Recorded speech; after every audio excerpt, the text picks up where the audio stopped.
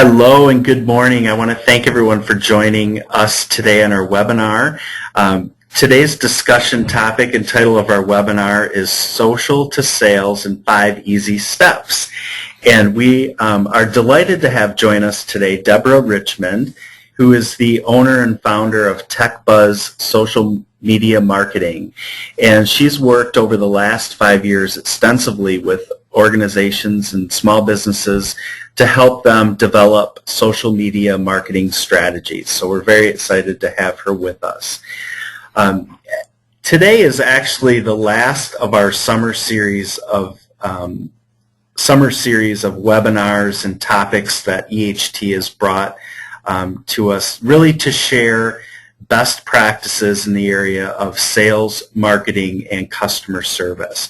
EHTC works with clients, our many businesses and organizations to help them implement CRM strategy and CRM tool sets. And you may be wondering, well, where does CRM fit with social media? And it actually, in this diagram here, I try to show that relationship. In the upper right bubble, you see the social media tool set, and that connects to what we call social CRM. And I guess the easiest way to think of this is that CRM provides the tool sets that can help you manage your different social media strategies. In addition, CRM provides a number of tools to help you manage your contact database, your lists, integrate with your website, can help you with analytics. Ultimately, CRM is your customer record. And so any interaction or engagement that you have with your customers would ultimately, in the ideal world, be captured in CRM. And that would include social media. So social media engagement is changing how we interact with our customers. So with that said, I'm going to turn things over to Deborah, who's going to share with us some strategies on social media marketing. Thank you very much. I appreciate it. And I'm just going to ask Dan, do you watch time for us and let me know if I'm going too long? So, certainly. We're going to get started. As Dan said, my name is Deborah Richmond, and I want to thank you all for joining us today. Just to tell you a little bit about myself before we get started, 3 years ago I opened up my own marketing firm and decided that I was going to build the firm on social media marketing as the main focus of my business. And that's because so many businesses were having problems with trying to figure this stuff out, knowing that it wasn't going away. They were hoping, but it wasn't, and that they needed to figure out what to do about social media. So since that time, what I did immediately upon starting my business was immerse myself in social media, all the different strategies that people said were working for them or that you would read about, and I would talk to people and I would try them out myself, mostly on my business, and then I had a couple other businesses that allowed me to use them as guinea pigs. But the point being that I try out all these strategies before I talk about them, before I use them with clients. I really want to make sure that they do work, because you hear a lot today that is out there. You can't tell if it's going to work for you or not. You'll hear me talking today quite a bit about my clients, because I want to give you some examples of real world of things that are happening with some of my clients and seeing some of the issues that they have with social media. So, first, the question is, why social media? Just to give you a little bit of information, I mean, I know that most of us now are pretty much convinced that social media is something we need to add to our marketing plan. 800 million Facebook users in 2011. That is a lot of people. The reason we want to focus on social media is because that's where the people are. Now, that's just Facebook. Over 80% of Americans use a social network, whether it's LinkedIn, whether it's Twitter, YouTube, Facebook. Everyone is, to some extent, using these networks. 50% of small business owners reported gaining new customers through social media. That is a really, really good statistic to see. People are starting to see the results that can happen with social media. And then lastly, the average income of LinkedIn users is $89,000. This I find interesting because I do know from my own experience, LinkedIn, of course, being the place where business people are most comfortable and do the most networking there. It's also a place where you can reach people in companies that you may be prospecting to that are actually at higher levels. So that is something that is a nice bonus to working with LinkedIn. So we're going to start right off at the very beginning. I really like to talk about this topic because this is the piece that there's some pieces here that many businesses are missing, and that is, how do you take social media and how do you actually turn it into sales? So when I started my business, I learned everything about social media, but I realized that I was missing some information because it was not turning into more inquiries for me, more sales. It didn't seem to be moving. I was getting people on my networks and I was there, but it wasn't going anywhere. So I knew there were some things missing. Since that time, I've worked to find out what are those things. I've done a lot of testing, and that's what I want to share with you today, because it really comes down to 5 simple steps. And today we want to talk about the full concept so that you see what these steps are. Many businesses will be missing a couple of these steps. So as we go through, I want you to think about your marketing strategy and which one of these steps does your business maybe not have, that might be the place to start working on, to start focusing on. So the first one is engage prospects with social media. That is our step 1. I want you to think about this like a funnel. So that is the wide mouth of the funnel. 2, we're going to drive prospects to your website or blog.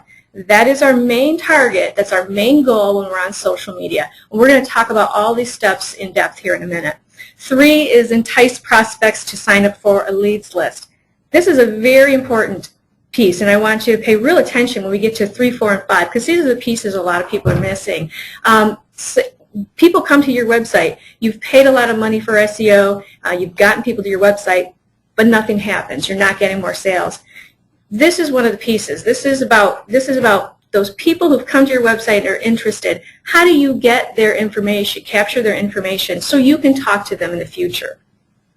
Number 4 is nurture the leads list. So this list of people who've come to your website and are interested, you now need to speak to them. You now need to, on a regular basis, give them some good information and talk to them. We're going to talk a little bit more about that in a minute. And then the last one is occasionally offer products and services to that list. This is the funnel with social media that brings you new business, new sales, new people coming to you with inquiries. The wide mouth of the step 1 down to the last step of step 5. So let's go through those. The first one is engage your prospects with social media. So that means your company. Do you have a Facebook account for a Facebook business account for your company, a LinkedIn business page, a Twitter page for your company? You may use Pinterest and YouTube. You may not have all of these. You may not have any of these, but these are the places to start. It's time to now look at these and see which ones do you think will work best for your business and get started in one place first. Now, if you have a couple of these accounts, it's time to start really building those audiences. One thing I'll tell you, because it's a question I get a lot, is which social media network should I start with? I can tell you that a rule of thumb is that if you are a B2C company, you are selling straight to consumers, Facebook is the place for you. That's where your consumers are. If you are a B2B and you are selling to other businesses, LinkedIn is the place for you. In fact, that's a lot of the work that I do is with B2B companies, and LinkedIn is the place where we get the most movement for them. So that's a rule of thumb to keep in mind as you get started. Once you have these social media networks set up and you've gotten them started, you now need to bring people to them. This first step of this sales funnel is all about gathering the people to you so that you're pulling as many into the funnel as possible. So you want to invite people to these pages. You want to talk about it everywhere you go. You want to put it on your marketing collateral. Join us on Facebook or see me on LinkedIn. You want to put it in the signature of your email. Bringing people to those pages is one of the first steps to start building that audience. And then this last point is engaging regularly. You want to now, once you have people on your Facebook page, you want to be there several times a week to see if people are there talking to you. You want to keep a conversation going, and it's not time consuming. It's just someone leaves a comment, you answer back.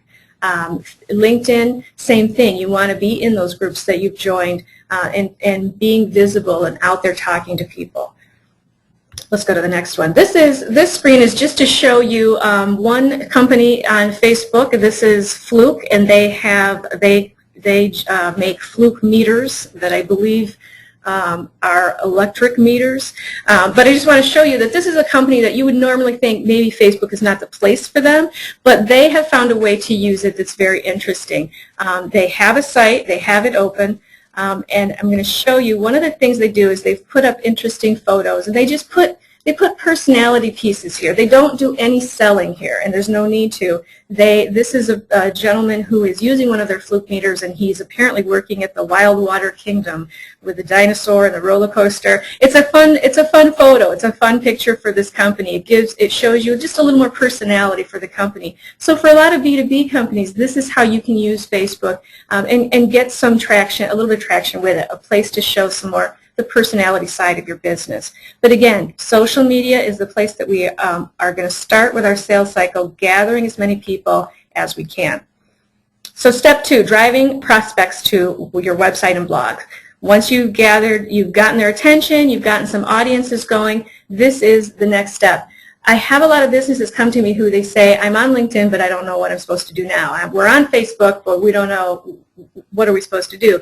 You are supposed to drive traffic to your website. That's always the way this funnel works, is if you drive them other places, you're kind of diluting you're moving them off into other paths. You want to keep them on this path. So you want to create good content on your website or blog because you need reasons to send people to your website. If you have what I call a brochure website where it's very static, you have the 5 pages about us and our services, our products, and it doesn't change very much. That used to be a good website, but now you really need to have some more pieces in your website. You need to have more things that people are interested in to bring them over there. So for instance, a financial company can put tools, a lot of the different tools you'll have and calculators. That's a good thing to have on your website.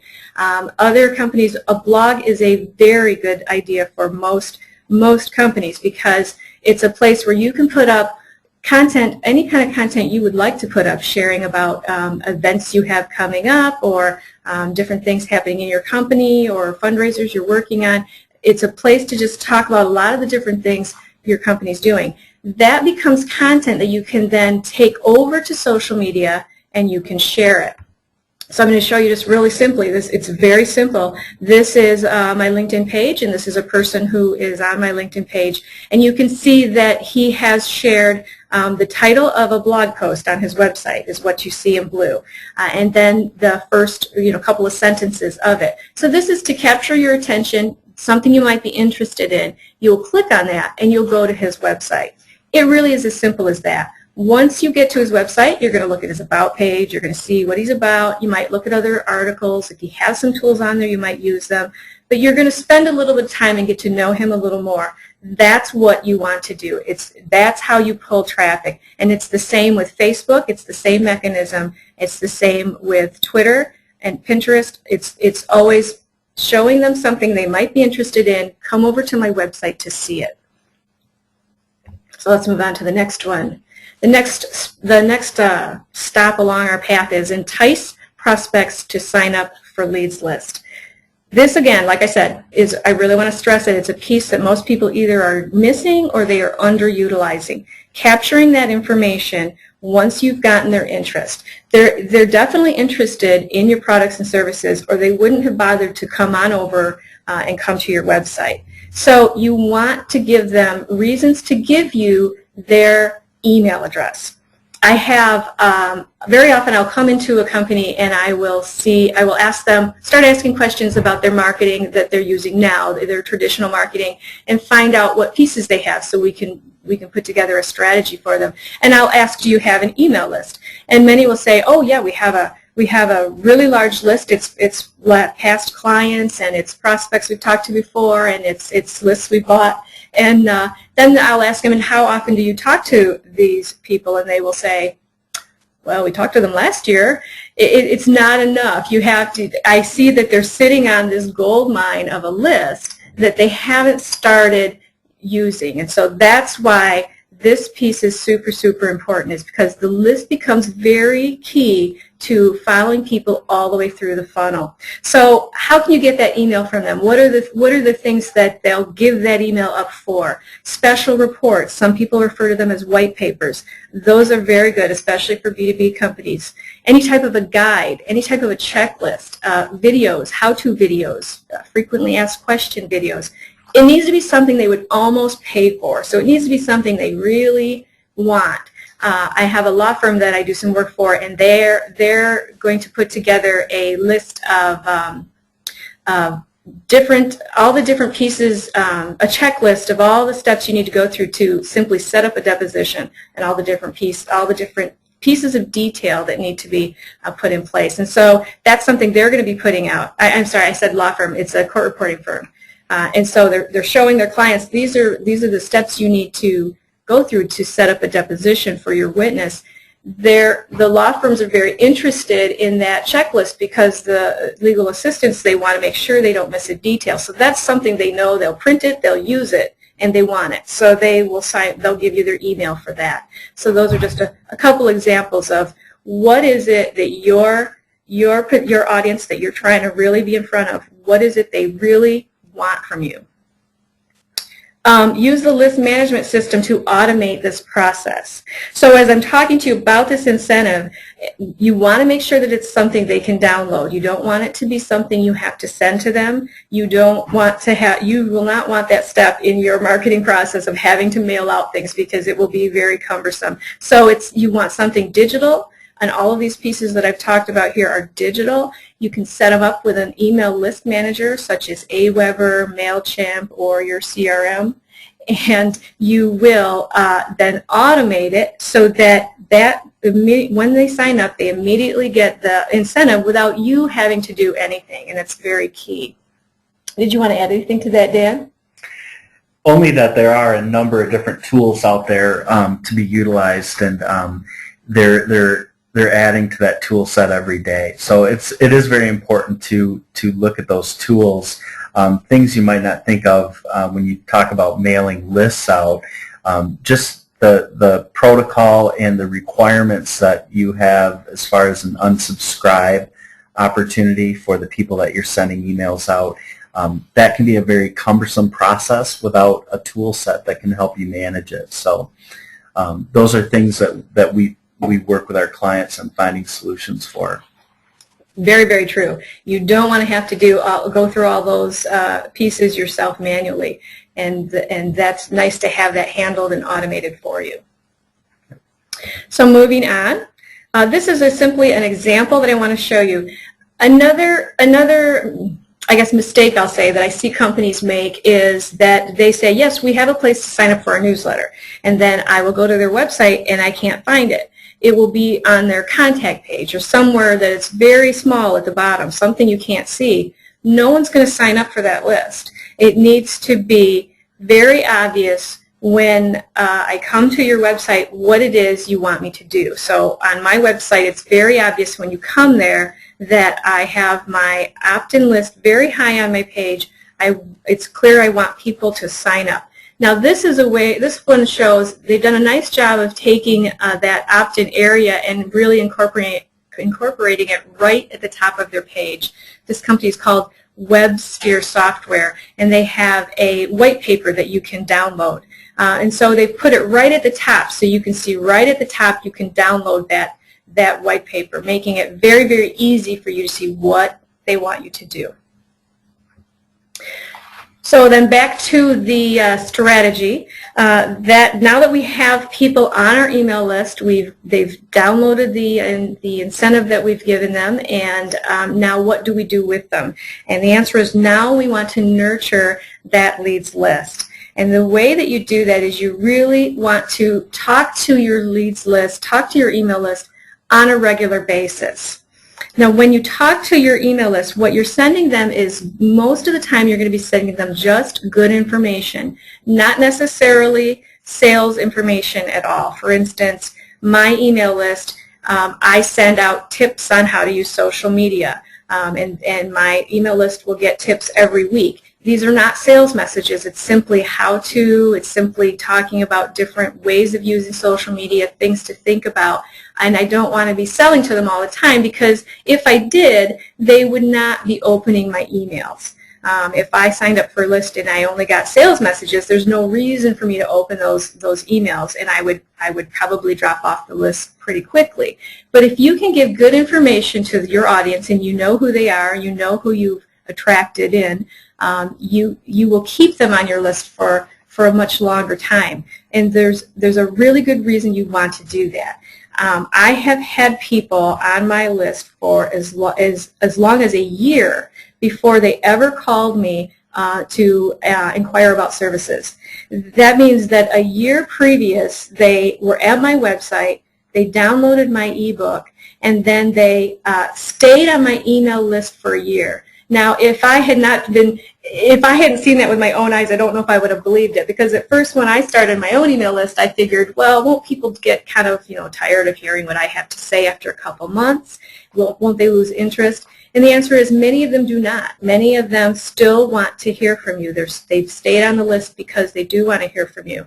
And this just really, the day that I saw that she had been on my list for a year, it was like lights went off, and you could see this is really, really powerful. So now anyone who signs up for my list, if they stay on my list, they can stay on for 8 years. I will continue to send, because I know that people stay on until they're ready to buy from you. She was not ready to buy from me from the minute she hit my website. She was not even close.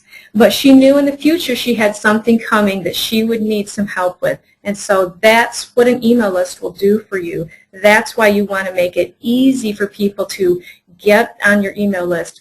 Show them right away on your website where to do that, because they really want more information from you, and you can stay in front of them until they are ready to buy. So when you're sending emails, you need to decide what interval you're going to send the information. And then that interval should be consistent. So if you're going to send once a week, you should always send once a week.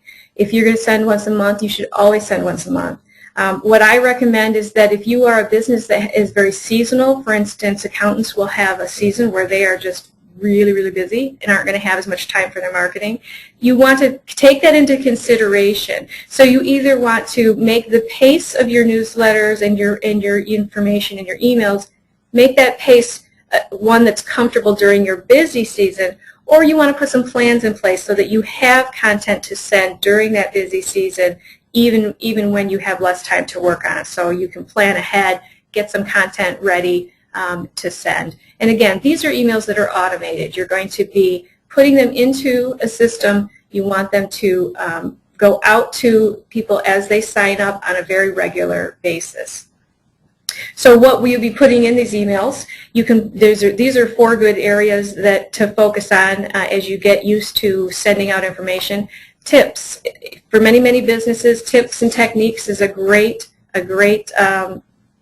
email list item to send. Short articles, how-to information, educational information. I use a combination of all of these in my emails and keep different information coming to them. But always, again, always information I know that they're going to be able to really use and get some use out of. Don't send blatant marketing collateral. That you don't want to start someone on your email list and then start sending out brochures every week. You may have a lot of this information. You may be a company that is very information intensive, but they're not ready for that yet. They need to start trusting you first, and so you want to send them information without sales. So if you have information that isn't sales related, that's what you would like to send. I would add too, Deborah, that when we send out information through our nurture list, we always try to think of ourselves as we want to establish ourselves as a thought leader, and really to help our overall brand. So any message that you send out, if it falls within that thought leader space versus sales or marketing, I mean, that can help you differentiate what kind of information is sent out to. Absolutely. I mean, and those types of messages are fantastic because, again, they're looking to see what do you know, what is your expertise, why should I think of buying from you. They're looking to start that relationship and trusting you. And by being a thought leader, that's a very popular way to keep people on your list is you're giving them, up-to-date industry information. They're going to definitely open those emails. So that's fantastic. So let me move on then. So then we're at the last one, which is occasionally offer products and services. Now, I can tell you that this varies. There are some businesses that don't ever have to offer products and services. This email list will be enough to get the phone ringing. For instance, an attorney's office, it's really not the type of business where you'd be sending offers of, certainly no specials or things like that, because you go to an attorney when suddenly you need one. So for that type of a business, if you don't typically draw business in that way, then it's enough for you to be in their email, because they obviously, for instance, let's say you're a property manager and you know that every once in a while you have a need for an attorney, but you don't have one right now and nothing's cooking right now. That person may sign up for that list and then stay on it, and suddenly when they are, all of a sudden somebody sues them, they know who to call. They're going to call that person who's been in their email every week with really good information, because they know some of the information this person knows because this attorney's been sending good, useful information all along. But for those of you that's appropriate, for instance, my business, I do roughly once a month, I will send an offer of either a product I have coming out or a webinar I have coming up. So for my business, that's kind of a space that the spacing of good information and then every once in a while an offer. It gives people, they know why I'm doing this. They know I'm sending emails because I do run a business and I am building a business. So they know that, yes, I have things to sell, but I'm not constantly in their face every time they open an email trying to get them to buy. And that's what keeps people on your list.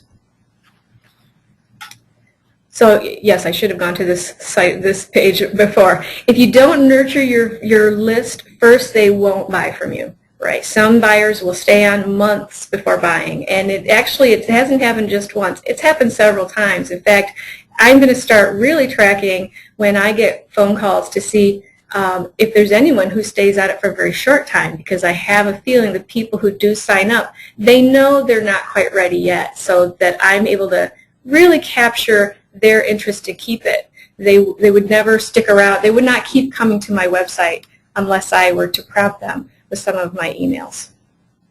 And so again, those are the steps. I want you to think about your marketing right now, what you're doing, what you have, and what you may be missing, and start with step one, and put those social media sites together, and now hopefully you'll have a better understanding of what your purpose is there. And then go through each of these steps one by one to see which ones you're missing and need to implement. And if you even have one or two obvious things right now that you could do to help build this foundation, that's exactly where I would start. Just start with at least the ones that are really obvious to you right now. If you want more information about how to pump up your profits with social media, I have a free ebook for you. This is a book that I have written. It is on my website at techbuzz.com, and I do highly recommend you go over. It's completely free, and it's going to be definitely worth you putting that email in. And by the way, now that you know, you can see the mechanism and work. If you want to unsubscribe right after that, I won't be offended. All right. Thank you so much, Deborah. And we're going to open things up for questions here shortly. And again, I want to thank everyone for attending. Also, I did want to remind you that any participant on our webinars through our Summer Series Success Campaign will receive an entry into our drawing. We'll be raffling off an Apple iPad in the next few weeks, so stay tuned for that. We'll keep you notified, and we will also be presenting or offering this webinar as a replay on our website as well. So I want to thank Deborah again and thank everyone for attending, and we're going to open it up for questions here. Thank you.